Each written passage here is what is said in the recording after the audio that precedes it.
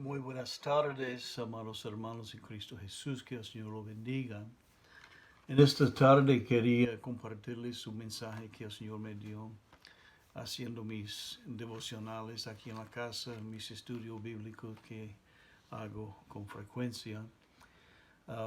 Estaba también como parte de eso leyendo un libro escrito en los años 40, 50 por ahí. De un ministro que no conozco, obviamente es bautista, por alguna cosa que se había escrito en el libro. Pero fue muy interesante sus enseñanzas sobre entrando en la tierra prometida. Y él habló de Kadesh Barnea, el área en la frontera con Canaán, en la frontera con la tierra prometida, y cómo los judíos entraron ahí. De eso vamos a hablar. Y ustedes saben que um, uh, el viaje, una vez que fueron librados los hebreos, y una vez que se hundieron los soldados jinete caballo del faraón en el Mar Rojo, y el viaje de ahí, de la salida de Egipto hasta la tierra prometida, era un viaje de, algunos dicen, unos 4 o 5 días. Pero el Señor dijo que no van a pasar por la tierra de los filisteos, porque ustedes no están preparados para enfrentarse con ellos. Hay muchas cosas que este viaje de los 40 años nos enseña. Y una cosa que nos enseña ahí es que Dios no te va a poner en la batalla hasta que has sido practicado con las armas y hasta has sido practicado con conocimientos de la palabra y la promesa que tenemos. Entonces, no es la voluntad de Dios que un hermano se salva y 2 semanas después lo tenemos en posesión del liderazgo. Eso no es correcto, hermano. La persona necesita desarrollarse bajo la enseñanza y el ejemplo de los que vinieron antes que él o ella. Entonces, los 2 semanas había otra ruta. El Señor dijo que no van a pasar por la tierra de los filisteos, porque desde la niñez han sido enseñados a pelear y ustedes serán destruidos por ellos. Entonces va a tomar otro camino, que era el viaje de 2, 3 semanas.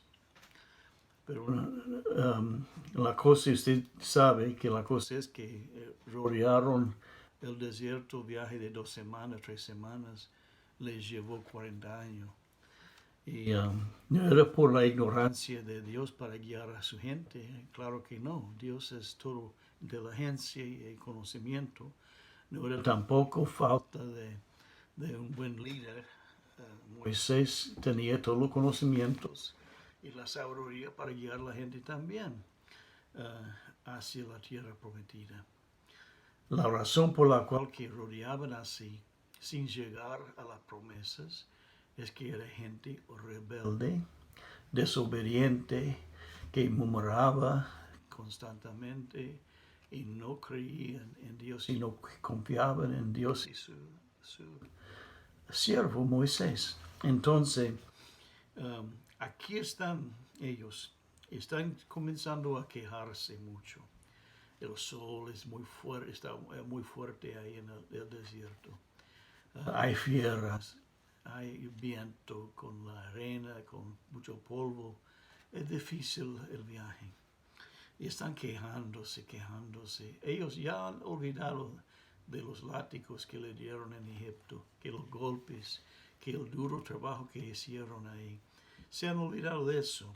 Y están hablando de cómo comían bien en Egipto, los cebollos y las sandías y esas cosas que teníamos para comer.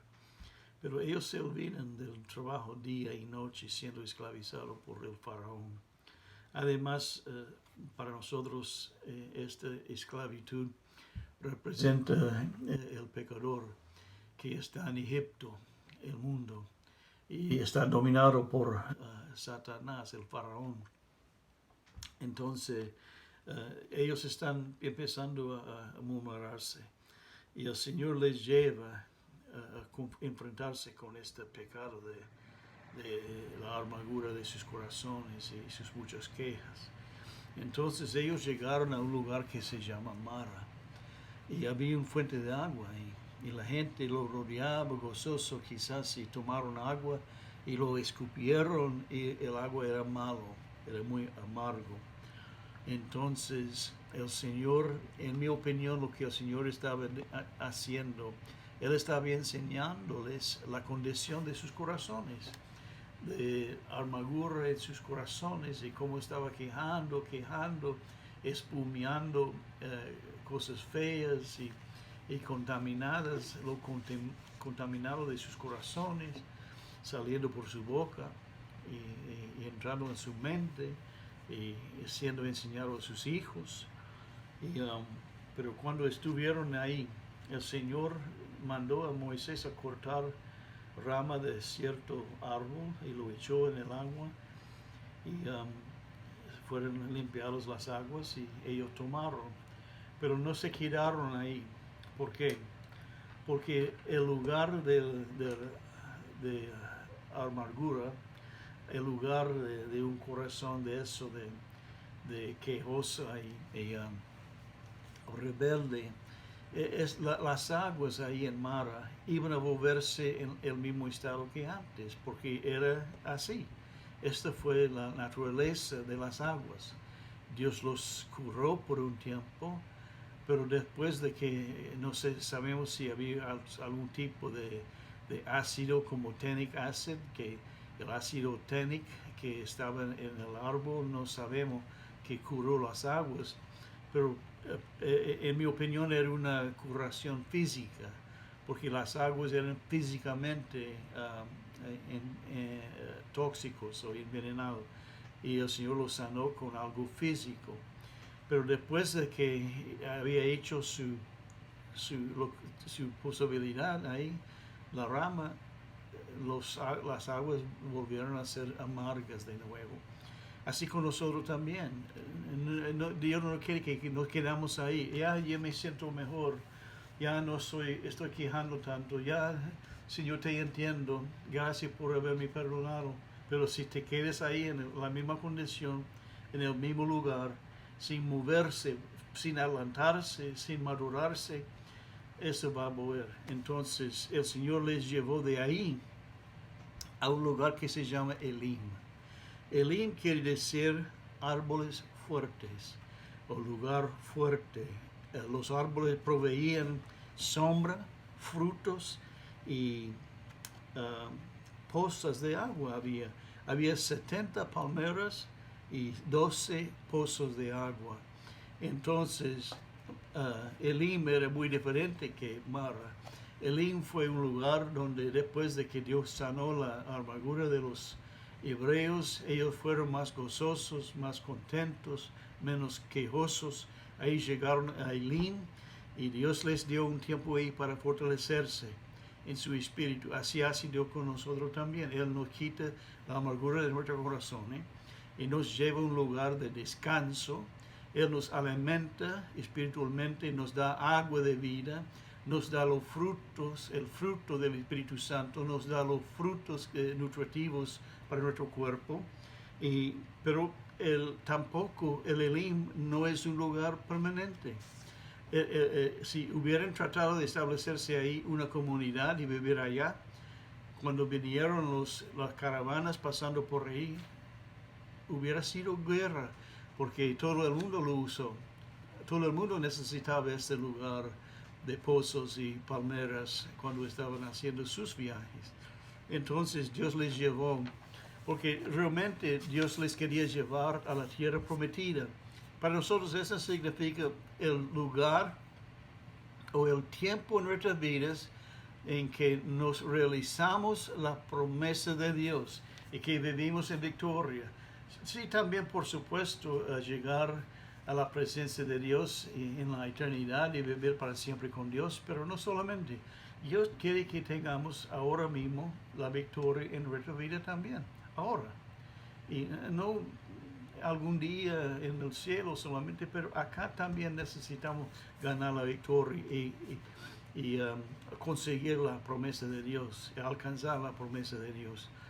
Um, eh, entonces, después de salir de Elim, ellos tenían que pasar por el desierto de Sin, desierto de Sin.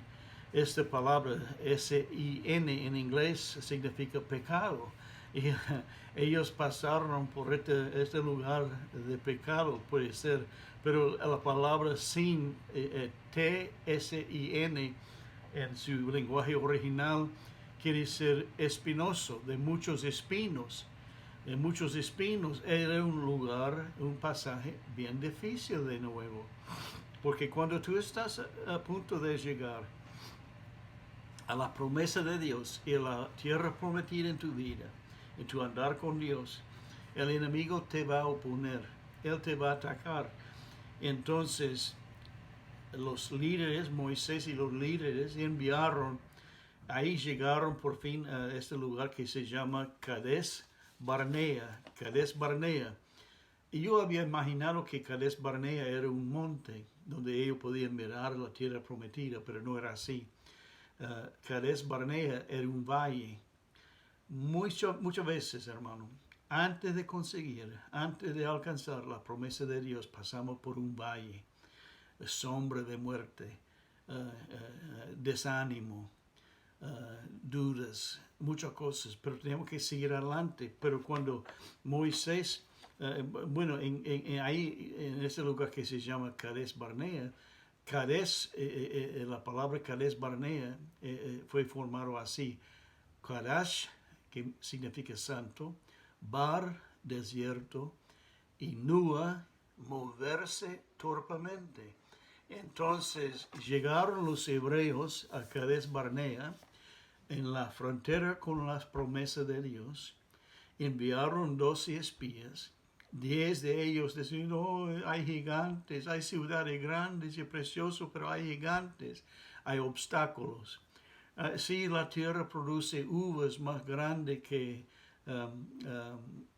manzanas, pero hay problemas, hay cosas que tenemos que vencer antes de alcanzar. Y se pusieron temorosos. Pero los dos fieles, Josué y Caleb, decían: no, Dios lo va a entregar en nuestras manos. Pero la gente quejaba tanto que volvieron a rodearse en el desierto.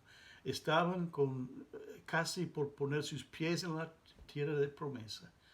Pero volvieron, y ¿sabe dónde volvieron? En la frontera con Egipto. Muchos están haciendo la misma cosa. Casi están por recibir la promesa de Dios.